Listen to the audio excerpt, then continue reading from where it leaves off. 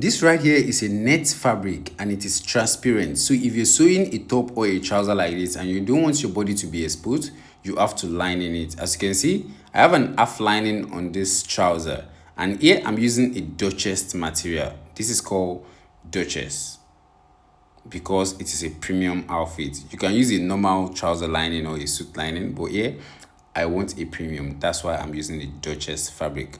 So this lining is going to be like half lining. It's going to be exactly after the crotch. It's not a full lining. So I'll be taking you guys through the process of doing this step by step. So in order to do this, all you have to do is just to simply fold the fabric to double, just like so, from the wrong side, as you can see. The shiny side of the fabric is the right side of the fabric, right? So I'm going to be placing my front panel on top of this. But while you're doing a lining inside the trouser, there have to be a breathing space under the trouser. It doesn't have to be the exact trouser wideness. It does not have to be exact. So there's going to be a pleat in between. There's going to be a pleat in between the trouser. So I'm going to be folding a pleat. So the length that we are using here is going to be a total of 16 inches. That's for the lining itself. I'll be using 16 inches from the waist all the way to 16 inches. That's immediately a little, maybe like 2 inches after my crotch area. You can see 2 or 3 inches after my crotch area, because I don't want it to be longer than that. It's just going to be like this. You're wearing an inner inside. That's all I'm doing. It's just all like I'm wearing an inner inside, just to cover up your exposure of your laps and your crotch. That's all about it. You cannot sew a net fabric without actually lining it. It does not make any sense. It actually doesn't make any sense. You see that? So make sure there's a space between the side of the lining and the other side. So you're going to have something to pleat. At least a 1.5 inches pleat in between. So I'm going to fold this backward enough so I can have a pleat in between. You can see that, just like so. You see what I have here? So after getting that, I'm going to simply trim it out. I will trim that place just straight up so I can fold the pleat and I can cut the shape of the trouser itself.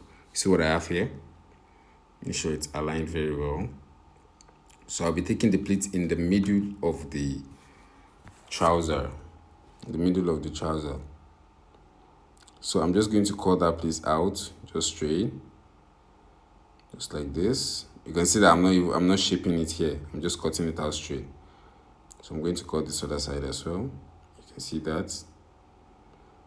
You see, once I cut that part out, I'll take this out. Just in the middle, I'm going to fold the pleat. You see that? Just a pleat in the middle. Just a pleat in the middle. See that? So the pleat, we are going to lock the pleat at the top. The only side we are not going to lock the pleat is on the down part. So it gives the laps freedom to move around inside of the trouser. That's the most important thing. You see that? Let's fold it up like this. And I'm going to hold the pleat. Just take your time. Just from the down, just like so. Like 1.5 inches pleat on top of it. You can see that. So after I get that, I will just place my trouser on top of it. You can see. Make sure it aligns to all of the edges. You can see what I have. So after I get that, the next thing is to simply trim it out to the exact shape of the trouser. You can see that. So I'm just going to trim it out. Just like so. You can see that. You can see that. And also on this side, I'm going to trim it out as well.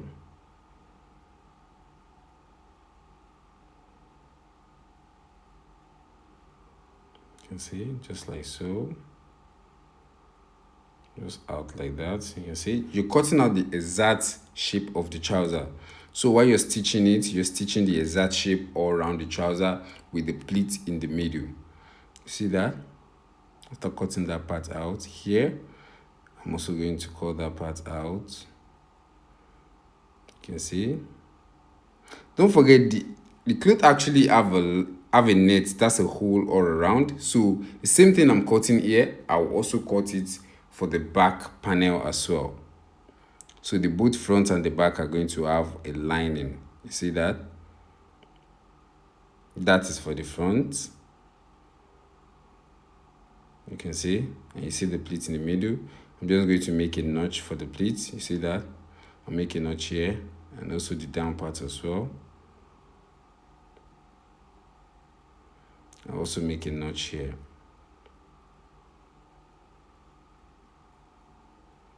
You can see that.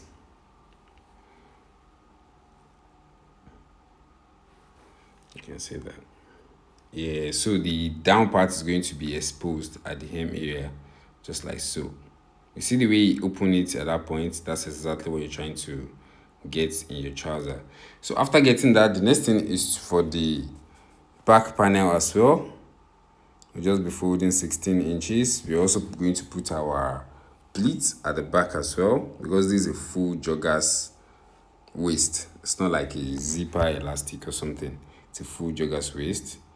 So this is going to be full, just like so. I'll place it right here. You can see. This one also, I'll just be taking 1.5 inches for the pleat. So here, I wanted to confirm the measurement, the length of this one, so the both are going to align. You can see that.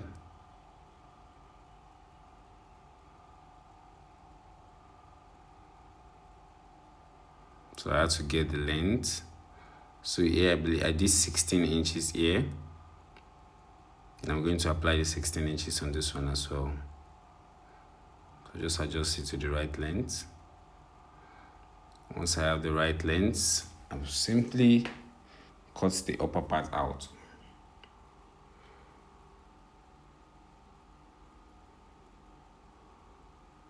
You can see that.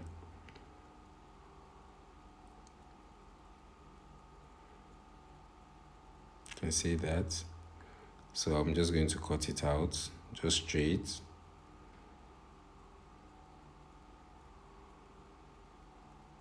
You see?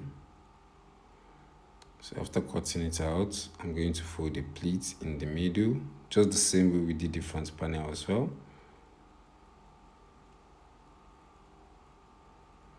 So here it was saying maybe I can probably just cut the shape, then I'm going to be just folding the pleat, so I don't need to like make a pleat here.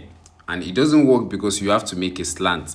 If I don't cut it together with the slant, eventually I will have to still retrim it. So it's better I cut it out here without needing to like retrim it again while I'm stitching. So I'm just going to fold my pleat here. So, you know, this is the thing about classes. People are able to like ask question and ask how things could be done, and you have to like explain all of the process to them. So you try it together. That's the whole thing about physical classes, you know. So here, that's the question it was asking. Maybe I can just add the allowance instead of having to fold the pleats. But because the waist of the trouser is slant, you know, we added 2 inches for the rise. So if I do that, even after I stitch it, I will need to still trim that thing. And the pleats that I fold in the middle is going to affect that slant. So that's why I have to fold my pleats and cut it together with the slant before I take it to the sewing machine. Do you guys understand that part? That is as simple as it should be. That's the best way I can explain the question it's asking for you guys in this video. So you see that after I get my slant, I'm just going to cut the crotch area. Just going to cut out the crotch area. You see that? I'm going to cut the core here as well. You can see that. There's an excess here. I'll cut that part out. See that? And also this down part, I'm going to cut out the cuff of the hip area.